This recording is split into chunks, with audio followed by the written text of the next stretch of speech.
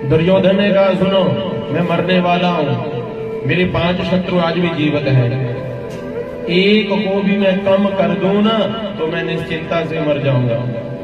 हे अश्वत्थामा, एक को भी मार के आ जा, एक को भी कम कर दो, आज से तू ही मेरा सेनापति है।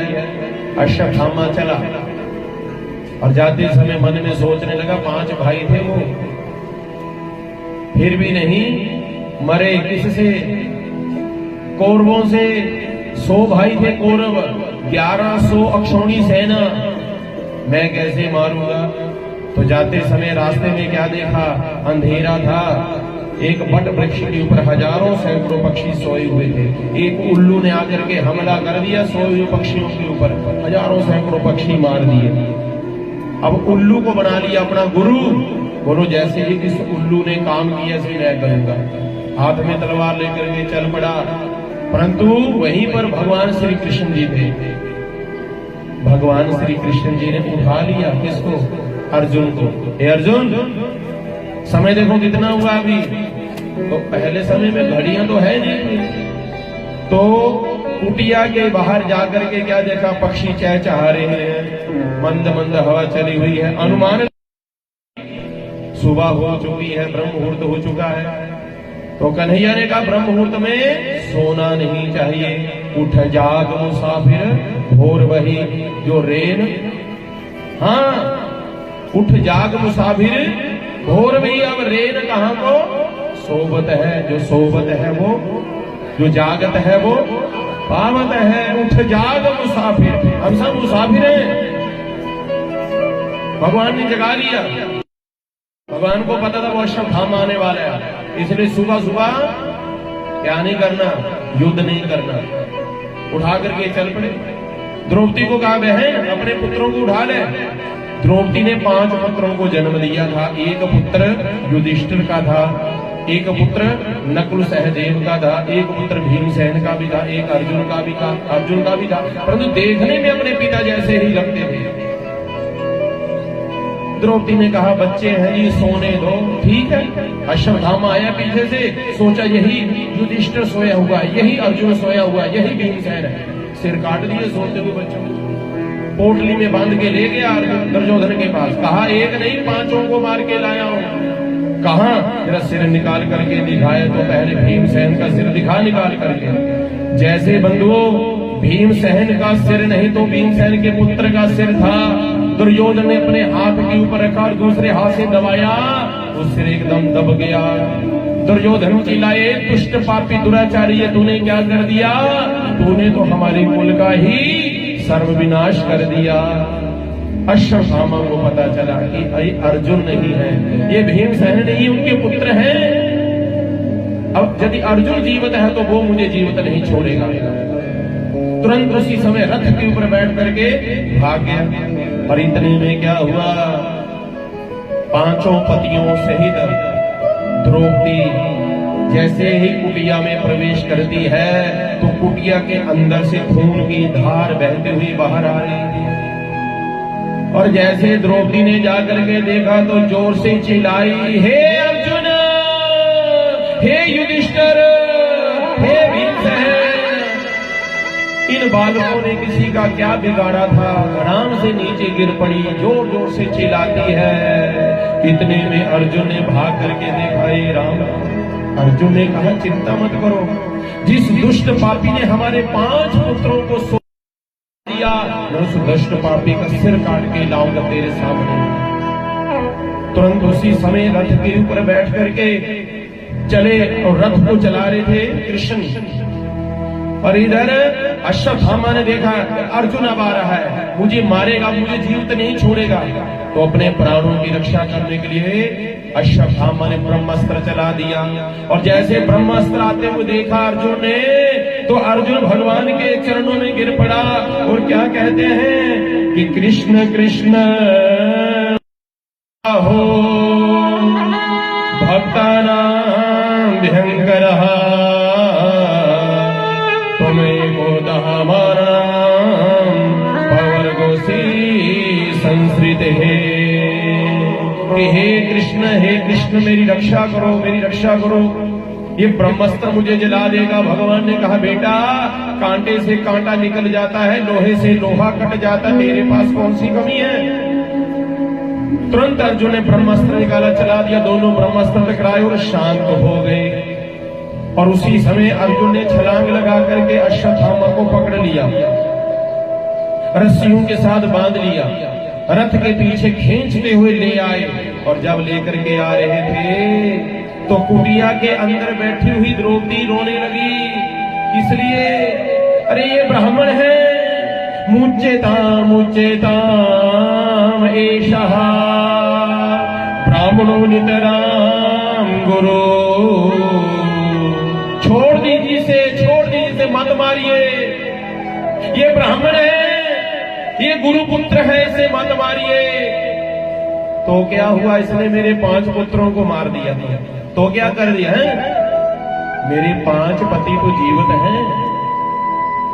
यदि इसने मेरे 5 पुत्रों को मार दिया, मेरे 5 पति तो जीवित हैं। एक माँ ही माँ का दुख समझ सकती है। यदि आप इस अश्वत्थामा को मार दोगे ना, तो उस माँ का सहारा मात्र केवल एक ही ये बालक है। इसलिए ब्राह्मण भी है, गुरु का पुत्र है, मुच्यताम, छोड़ दो इसे, मत मारो। धर्म संकट में पड़ गए। कौन? अर्जुन। अर्जुन ने प्रतिज्ञा कर रखी थी कि जिसने मेरे पुत्रों के सिर काटे हैं वो भी सिर काटूंगा। कोई कह रहा मारो, कोई कह रहा छोड़ो। धर्म संकट में पड़ गए। तब उसी समय अर्जुन ने जाकर के भगवान के चरणों में प्रणाम किया, प्रभु क्या करूं मैं तो धर्म संकट में पड़ गया। भगवान कहते हैं जब हम और आप सभी, ध्यानपूर्वक सुना, किसी भी बात के ऊपर यह निर्णय नहीं कर पाए कि कौन सा काम करना चाहिए, कौन सा नहीं करना चाहिए, तो उस समय किसका सहारा लेना चाहिए? शास्त्रों का सहारा लेना चाहिए। तो शास्त्र क्या कहता है कि ब्रह्म बंधुर नाहंतव्य आतताये बदारणः मयवो भयमाननातं परिपद्यनु शासनम।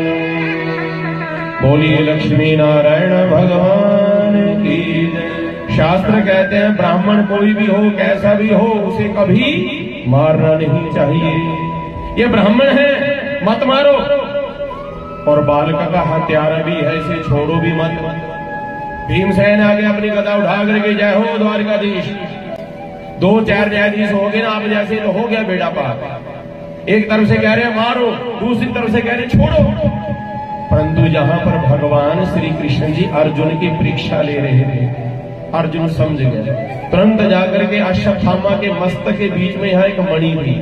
क्या थी? मणि, सिद्ध मणि। उस मणि को बाण के द्वारा निकाल दिया।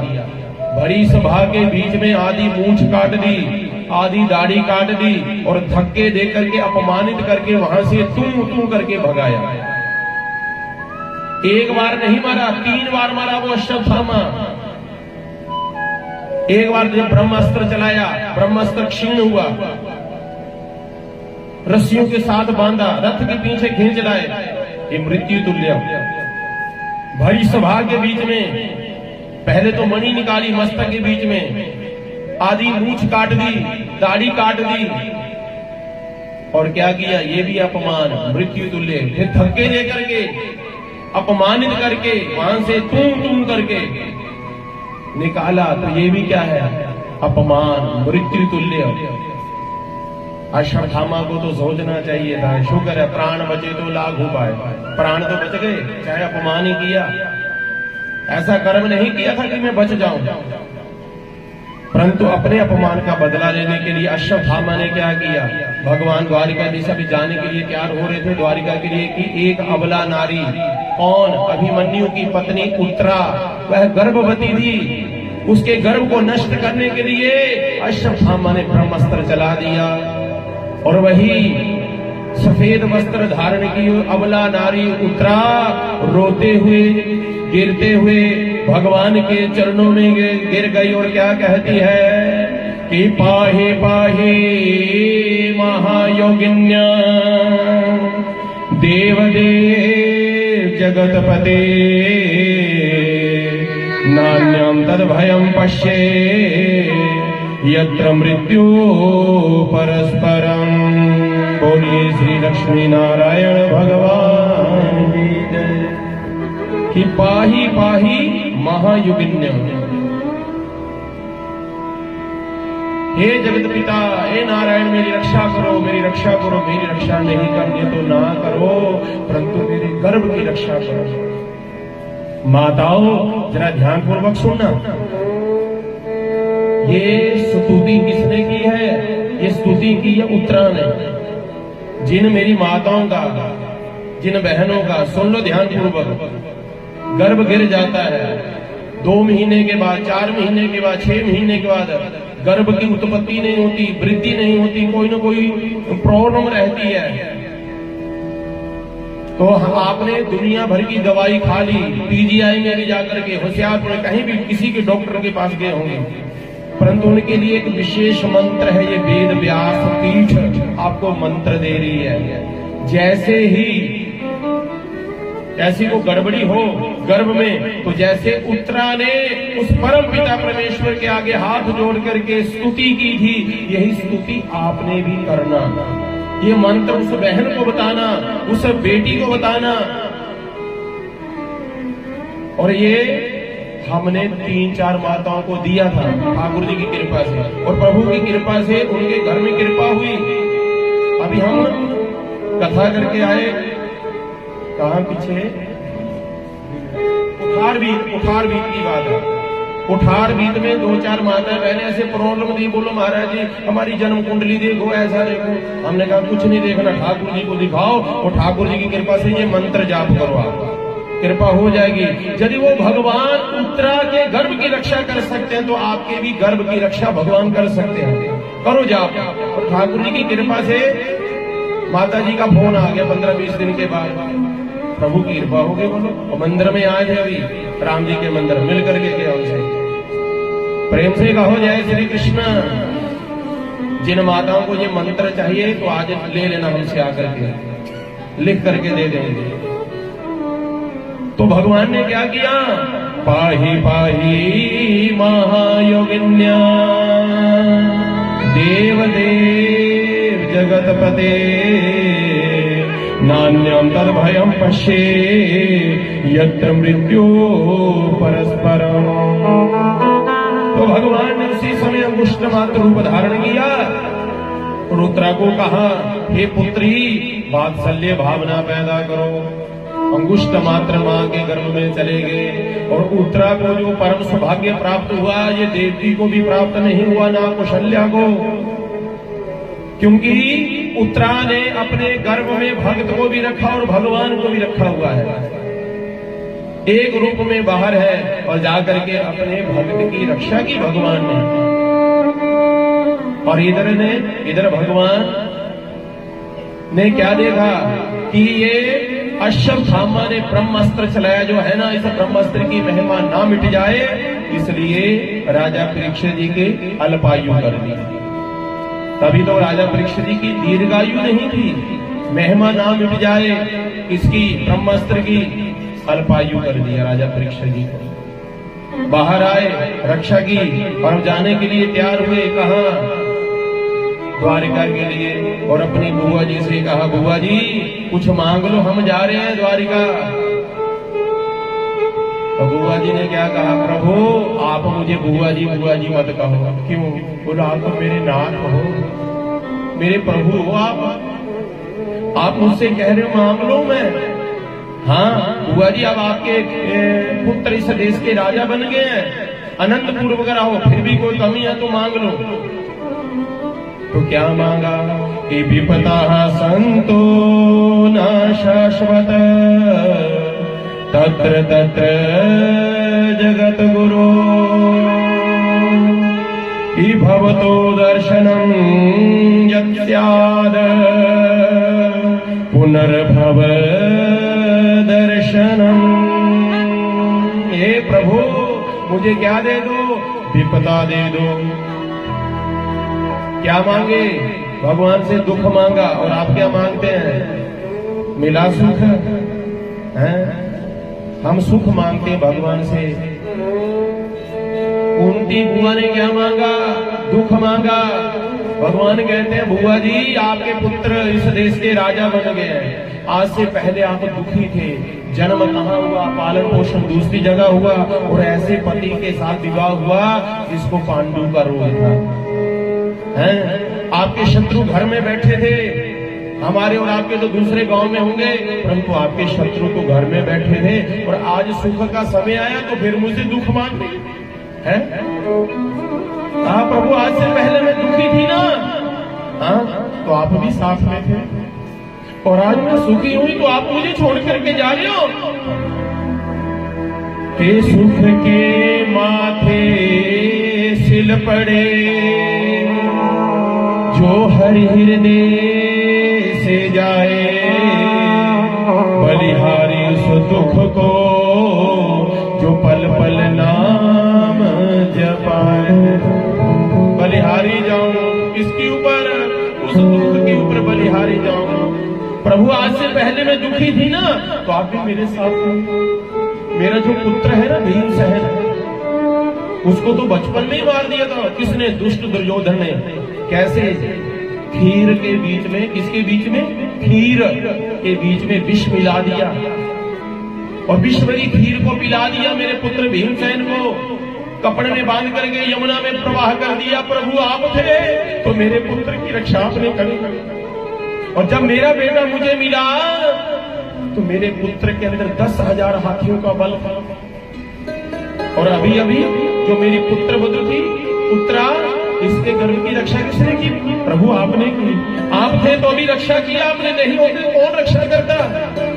ये महाभारत का युद्ध जो मेरे पुत्रों ने जीता है, मेरे पुत्रों ने नहीं जीता, आपकी कृपा ही तो जीते हैं, नहीं तो पहली बाण से मर जाते हैं। प्रभु मुझे क्या दे दो? दुख दे दो, दुख दे दो मुझे प्रभु, दुख दे दो।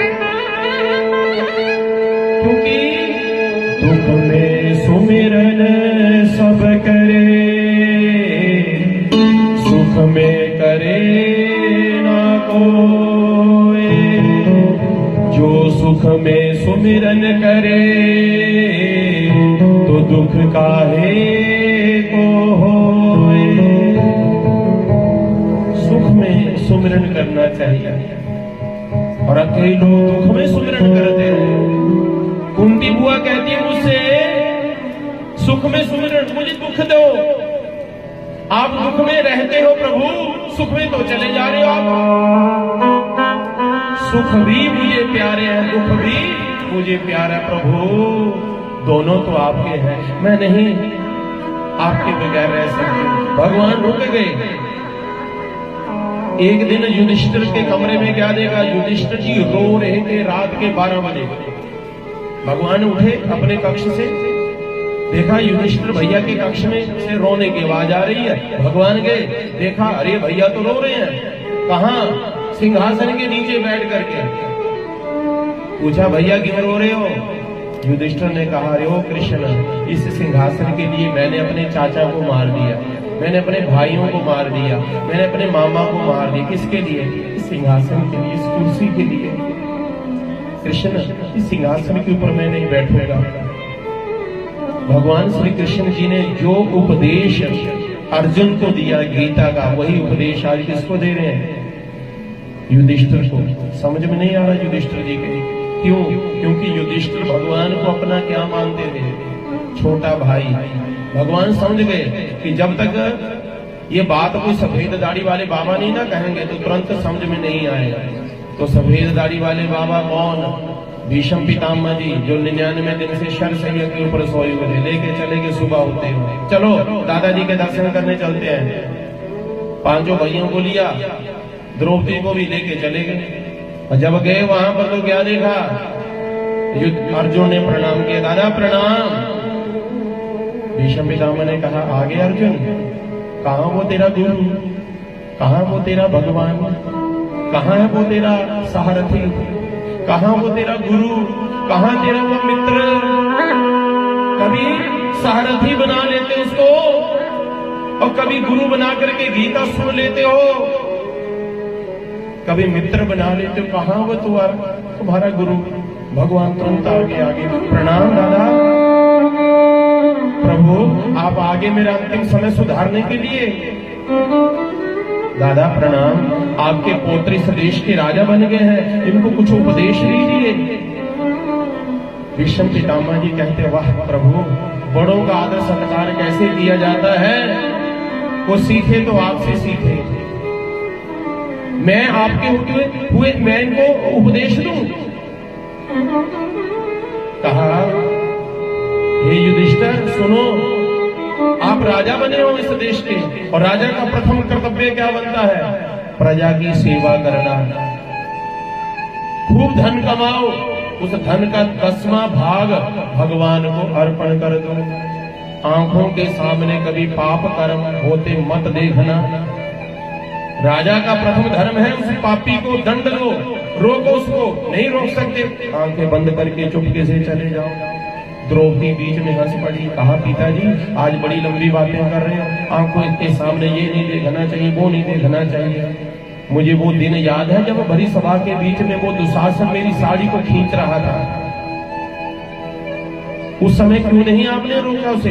एक बार भी क्रोध से उंगली उठा देते, दुशासन खबरदार इसको हाथ लगाए तो। क्या हिम्मत है उस दुशासन की जो मेरी साड़ी को हाथ लगा देता है?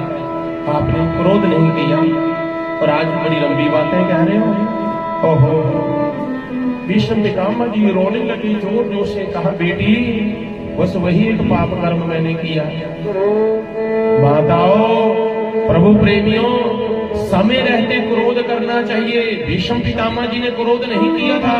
एक स्त्री की लाज बचाने के लिए, एक स्त्री की रक्षा करने के लिए क्रोध नहीं किया।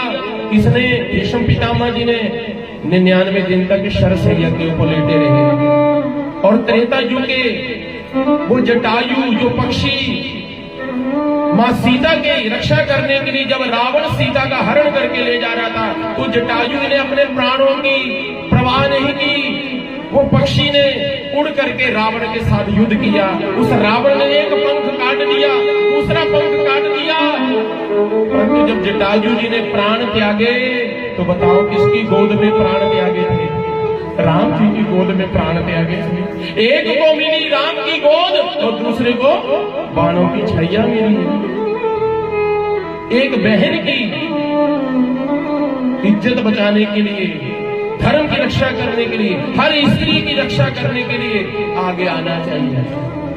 ये मत सोचो कि मेरी बहन नहीं है, मैं क्यों इसकी बचाऊं उसको, ये मेरी बहन नहीं, ये मेरी मां नहीं। स्त्री कोई भी संकट में हो, कोई भी बेटी बहन संकट में, उसकी सहायता करनी चाहिए। प्रेम से कहो जय श्री कृष्ण। सो बंधुओं, भीष्म पितामह जी रोने लगे। भीष्म पितामह जी ने सारी कथा सुनाई, और देखा कि भगवान उत्तरायण खड़े हैं, और उत्तरायण सूरज आ गए हैं। अभी अभी तो उत्तरा के गर्भ से आए हैं। 11 मंत्रों में स्तुति की और अंतिम श्वास लिए। इतना तो करना स्वामी, जब प्राण तन से निकले, मुरली वाला निकट हो जमुना जी का तट हो, तुलसी दल मेरे मुख में हो, तब प्राण तन से निकले। तो भीष्म पितामह जी के प्राण निकले, अंतिम संस्कार किया, द्वारिकाधीश द्वारिका गए, और जिस बालक की रक्षा की उस बालक ने जन्म लिया। भगवान द्वारिका से आए हैं, उनका नाम रख दिया परीक्षित। एक दिन द्वारिकाधीश फिर चले गए द्वारिका छोड़ने के लिए अर्जुन गए। एक दिन की बात, युधिष्ठिर बाजार में घूम रहे थे। बाजार में क्या देखा? एक लोहार की दुकान में नजर पड़ी कि लोहार की दुकान में ताले बड़े हुए थे, और लोहार ताले बना रहा था। युधिष्ठिर ने पूछा, भैया ये क्या चीज है? अब पहली बार देखे ताला। बोलो महाराज जी ये ताले हैं, किस काम आएंगे?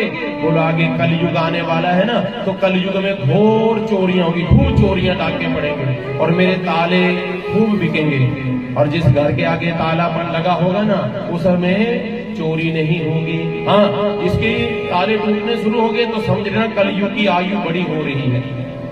अच्छा, कलयुग आने वाला? हाँ, एक तो ये चिंता कि कलयुग आने वाला। दूसरी चिंता क्या? अभी मेरा भाई आया नहीं द्वारिका से। हुआ क्या द्वारिका में? वही छोटी सी बात को लेकर के झगड़ा शुरू हुआ।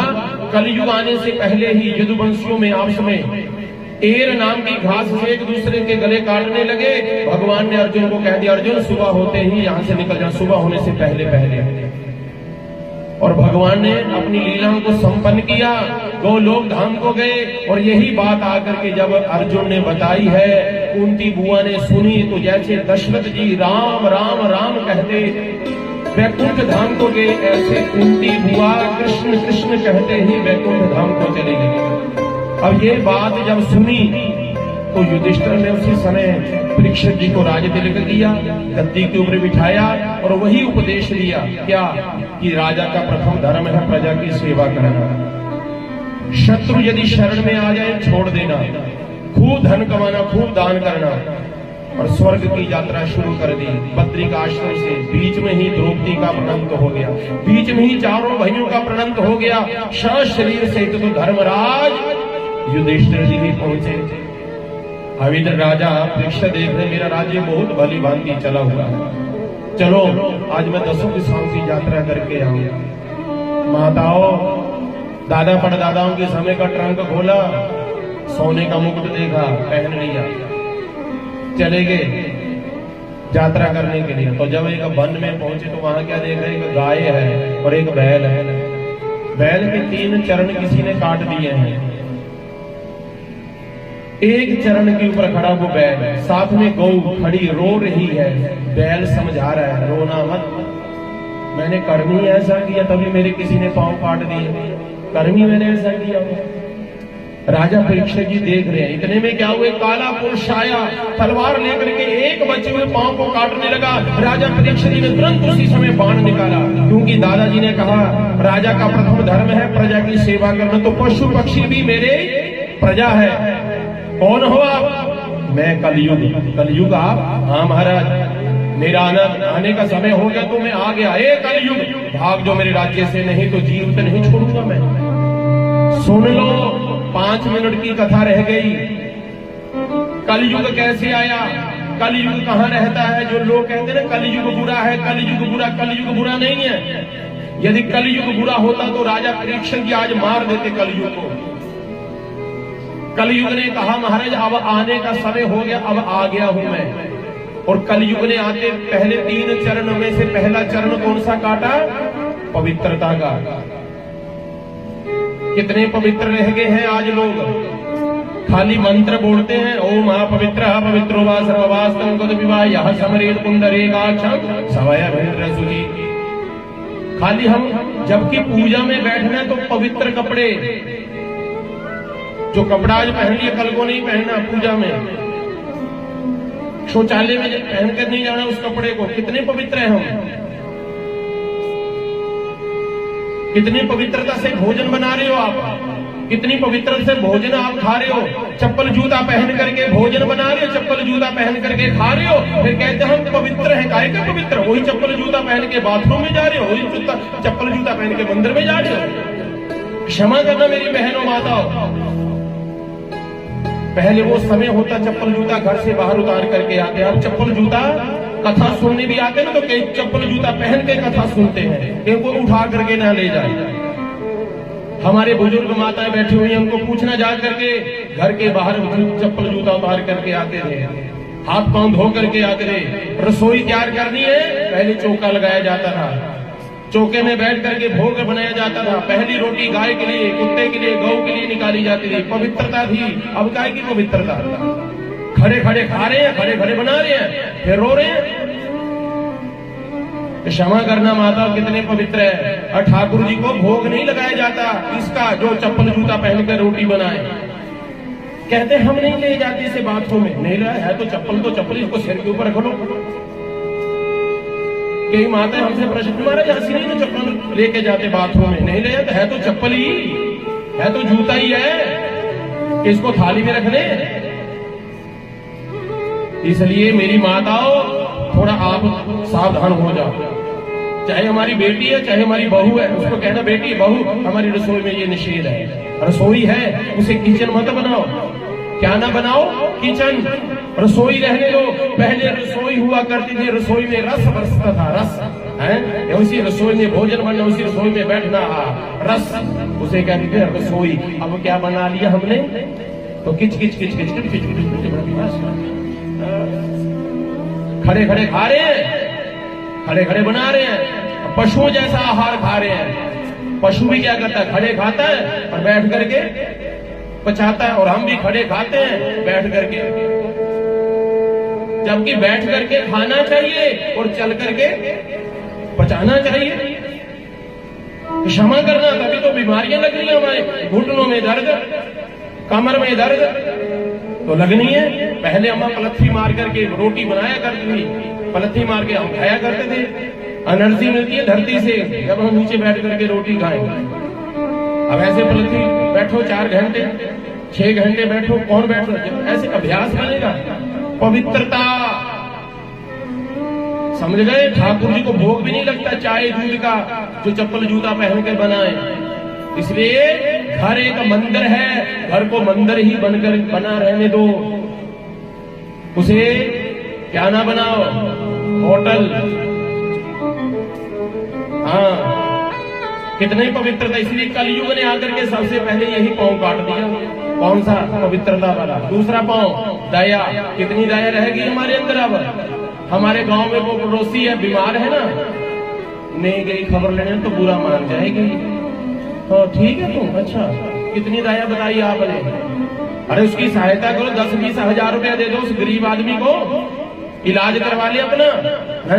इसको देंगे हम, जिसको हम अपना समझते हैं, जिसको हम अपना समझ के उसको देंगे। और दया कितनी है हमारे अंदर? अपनों अंदर ही रहेगी दया, दूसरे के अंदर दया नहीं रहेगी हमारे अंदर।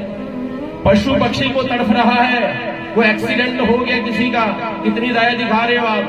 ये उठा करके उसको पहुंचा दो हॉस्पिटल, कितनी दया है। इसे कहते हैं दया भावना। वो प्यासा है, वो भूखा है, उसको भोजन करवा दो। वो गरीब है, उसकी सेवा कर दो। आपके घर में कितनी सूट साड़ियां हैं, क्या करोगे? ले जाओगे साथ उठा करके? पता नहीं कितनी सूट है आपके, कितनी साड़ियां। किसी गरीब को दे दोगे ना तो क्या होगी? मुझे बहन ने ये दिया, दया दिखाओ। अब परंतु हुआ क्या? कलयुग ने आकर के दूसरा पांव काट दिया धर्म का, और तीसरा पांव दान। अब कितने दानी है? दान करते समय भी 50 बार सोचते हैं हम केड़ा नोट चढ़ाइए, ये 500 वाला का पास कर दो, क्योंकि 2000 वाला मोदी ने बंद कर दिता, 1000 वाला भी हम 500 वाला ही है। ये 500 वाले पास करो, ये 200 वाले पास करो, ये 100 वाले पास कर दो। 50 का नोट दसो कल लाला ले गल। अच्छा ये चढ़ाना जी कथा जाए है, फिर दसो माता कितना भगवान मिलने भला, कितना क दान करी कर दो। जेड़ा घ्यो ना गर्म करते वेले घरी काला हो गया, क्या कर दिया तुसी? मंदिर जाके चढ़ाई दी जब जोत। ये काला घ्यो ना खांदी है नहीं साडे। मैं तुहाडी गल नहीं करी जाना, उन्हां दी गल करदा जेड़े इहां करदियां। शर्म करनी चाहिए। जेड़ी सब्जी कोई ना खावे ना, चल मंदिर चढ़ाई दियो। जेड़ा सूट कोई ना पावे, अमावस्या आकर जी सोमवती अमावस्या, चल मंदिर चढ़ाई दी गई याड़ी है। हाँ, परसों चौथे का ब्याह भी है ठाकुर जी का, उत्थे दे देंगे। वो बेचारा कपड़ा सोचता रहता भी मैनू पाना की नहीं है कि नहीं माता। तुसी उन्होंने देख करके सूट लिफाफे जाए पैकिंग करी के हूँ दूजे को लिफाफा उतार दिया, और दूजे को बजाई कर दिया, वो लिफाफा उतारी गया। वो सोच भी मैं लिफाफे चढ़ाने जोगी हूँ, वो मैं लिफाफा ही चढ़ना, मेरे मैनू पाना नहीं किसी ने। को बेचारी की जिंदगी इदा ही बर्बाद हो जाती है। तो जिदा का दान करना ना, तो पाना भी उदा का ही है। दान करना अच्छा करना, थोड़ा करना, बस थोड़ा कर लेना, पर अच्छा वधिया दान करना। सुन रहे हो? मैं नहीं कह रहा कलयुग ने यही चरण काटा था ना, परंतु मैं उनकी बात करता हूं। अब एक चरण बचा था, कौन सा? सत्य। सत्य जब वो चरण काटने लगा तो राजा परीक्षित जी ने रोक दिया, कलयुग सावधान, इस सत्य वाले चरण को मत काटना, क्योंकि कलयुग केवल नाम आधारा, सुमिर सुमिर न रुतरे पारा। कलयुग में यही गुण है। और दूसरी बात, धर्म न दूसरा सत्य समाना, आगम निगम वेद पुराण दूसरा सत्य समाना। सत्य से बड़ा और कोई धर्म नहीं है माताओं। इस कलयुग में तभी उसी समय रोक दिया, सत्य वाला चरण मत काटना। भागवत जी की कथा किसको सुनाई जाती है? सत्यम परम धीमहि। जो सत्य बोलता उसे भगवान की कथा सुना, पहले मंत्र में सुना जा आपने। इसलिए इस कलयुग में आप राम नाम का भजन करो ना करो, परंतु एक प्रण कर लो, संकल्प कर लो कि आज के बाद हम क्या बोलेंगे? सच बोलेंगे। कथा सत्यनारायण की सुने रहे हैं तो सत्य बोलना पड़ेगा। तो इसलिए हे बंधुओं, उस एक चरण को बचा लिया। कलयुग मारने लगे थे कलयुग को, तुरंत कलयुग ने प्रणाम कर दिया, महाराज क्षमा कर दो, रहने के लिए 2-4 कमरे दे दो, गुजारा कर लूंगा, सबसे कम आयु है। बोलो जाओ कलयुग, रहने के लिए तुझे 4 कमरे देता हूँ। दूतम पानम स्त्रीम सुना, जाओ तेरा वास जूहे में हो, जाओ तेरा वास पान शराब जो पीते हैं वहां तेरा वास हो। नंबर 3 जो मांस खाते हैं तेरा वास वहां हो। नंबर 4 जो स्त्रियां पर पुरुष को द्वेष भावना से देखती हैं वहां तेरा वास हो। कलयुग ने कहा महाराज ये सारे तो बुरे कमरे हैं, अच्छा कमरा भी दे दो कोई, मेरे अंदर गुण भी है। कौन? कलयुग केवल नाम आधारा, सुमिर सुमिर नर उतरे ही पारा। ये मेरे अंदर गुण है। जाओ कलयुग, तेरा वास सुवर्ण में हो। सोना चांदी लोहा तांबा ये धातुएं हैं, पर इन धातुओं में से सबसे प्रिय धातु भगवान को कौन सी लगती है? स्वर्ण। लक्ष्मी नारायण भगवान को तभी तो सोना पहनाया जाता है, स्वर्ण दान किया जाता है। परंतु कौन सा स्वर्ण? जो 10 नहों की कमाई है, जो छीन करके लाया जाए, चोरी करके लाया जाए, हेरा फेरी करके लूट करके लाया जाए, उसमें कलयुग वास कर जाता है। तो माताओं जो स्वर्ण का मुकुट पहना था ना राजा परीक्षित जी ने, वो जरासंध से छीन करके लाए थे। कौन? भीमसेन। कर गया कलयुग प्रवेश, बुद्धि खराब हुई। अंग्रेजों की समय की बात है, जब अंग्रेजों का राज था ना हमारे भारत भूमि के ऊपर, तो एक अंग्रेज ने पंडित जी को पकड़ लिया, पिस्टल रख दिया। बोलो पंडित जी आगे शराब रखी है, मांस रखा है, स्त्री है, व्यभिचारिणी, वैश्य, और नंबर 4 ये ताश के पत्ते पड़े हैं, बताओ किसको खेलोगे, किसको पियोगे? नहीं करोगे ऐसा कोई कर्म तो मरने के लिए तैयार हो जाओ। बंदूक की गोली यहाँ रख दी पंडित जी के यहाँ। पंडित जी ने मैं क्या सोचा, बोलो मरना स्वीकार, परंतु ताश के पत्ते नहीं खेलूंगा। दुनिया वाले क्या कहेंगे, जुआ खेलता है, कलयुग रहता है इसमें। नहीं, फिर बोलो ये मांस, बोलो नहीं खाऊंगा, मरना स्वीकार है, मांस नहीं खाऊंगा। अच्छा ये क्या है, ये वैश्यगामी स्त्री, बोलो ना इसको भी नहीं देखूंगा मैं। और पंडित जी को ये नहीं पता था कि ये लाल लाल पानी क्या है, शराब है। उसने सोचा पंडित जी ने क्या है, ये लाल पानी है, यहाँ से पीऊंगा, यहाँ से निकल जाएगा। पी लिया, मरता क्या, कुछ ना करता। परंतु जैसे वो लाल पानी पिया, पंडित जी की बुद्धि खराब हो गई। बुद्धि खराब होती कब है, जब वो लाल पीला पानी पी। वैसे हम बोल भी देते ना, बंदा बड़ा अच्छा यार, पर ना यार शराब पीना ना कहीं इतना बकदा है, ताई उल्टा सीधा बोलता है, बंदा बड़ा खराब, अच्छा है शराब इसकी माड़ी, आदमी अच्छा है। उसने भी क्या किया, मेरा मन किया मैं क्या करूं, ये सोने को चुरा लूं, धन को चुरा लूं, मैं इसको छेड़ दूं, मैं ये खा लूं, मैं ये खा लूं। क्यों, किसने खराब किया उसका दिमाग? हाँ, तो क्या है, वो कलयुग रहता उसके अंदर। उस सोने के मुकुट में प्रवेश कर गया कलयुग, बुद्धि खराब कर दी, जाकर के हजारों सैकड़ों पक्षियों को मारा, पशुओं को मारा। दोपहर के समय एक ऋषि के आश्रम में गए। कौन से ऋषि? समीक ऋषि। नाम याद रखोगे? क्या नाम बताया? समीक ऋषि जी के आश्रम में जब पहुंचे हैं, और समीक ऋषि तो समाधि लगा के बैठे हुए थे। जाकर के कहा बाबा मुझे जल पिलाओ। महात्मा जी तो समाधि में बैठे हैं, तो उनको क्या पता कौन आया। अपना अपमान समझ लिया, मैं छोड़ूंगा नहीं, मैं राजा हूं, और मेरे राजा ने मेरा स्वागत नहीं किया। बाण निकाल लिया मारने के लिए समीक ऋषि जी को, परंतु उसी समय झाड़ियों में से एक अजगर सर्प निकला, बाण उसके ऊपर छोड़ दिया।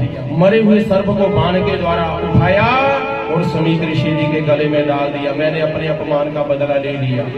घर में पहुंच गए, मुझे बताओ क्या अपमान किया? वो तो समाधि लगा के बैठे, अपने मन में ही सोचा कि मैंने मेरा अपमान कर दिया, मन में ही सोच लिया मैंने बदला ले लिया। परंतु समीक ऋषि जी के पुत्र श्रृंगी को पता चला जब 5 वर्ष के बालकों को हाथ में जल लेकर के श्राप दे, हे राजा मेरे पिता का अपमान किया आपने, मैं श्राप देता हूँ, हे राजन मैं तेरे साथ युद्ध तो नहीं कर सकता हूँ, मैं आयु में छोटा हूँ, हाँ बराबर का हो तो तेरे साथ युद्ध करता मैं, आप राजा हो, जो तेरे मन में आए सो तू कर देगा हैं? प्रजा के ऊपर जो तेरा दिल करे तू कानून पास कर दे। हम भी प्रजा है, हाथ में जल लेकर के उस ऋषि के पुत्र ने मात्र 5 वर्ष के बालक ने पानी रूपी बाण चले, राजा जिस सर्प के द्वारा तेने मेरे पिता का अपमान किया ना, उसी सर्पों के राजा तक्षक आपको डंक मारेंगे, 7वें दिन मृत्यु हो जाएगी।